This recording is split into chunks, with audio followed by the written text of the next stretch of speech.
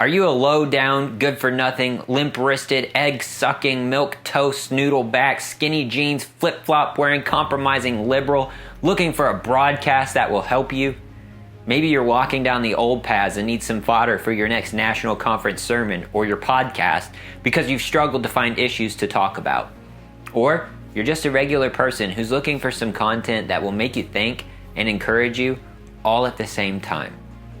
I found something exactly for you. Introducing the Recovering Fundamentalist podcast. The Recovering Fundamentalist podcast is hosted by 3 pastors looking to expose legalism and encourage biblical practices in the IFB world. Hosted at the J Radio studio, JC, Nathan, and Brian have led many helpful discussions and hosted several guests, including Nathan Rager, Phil Kidd, IFB Preacher Clips, Dave Young, and many more. You'll get a nice dose of liberal compromisers sharing their favorite worldly bands and also biblical encouragement to live for Jesus and not man.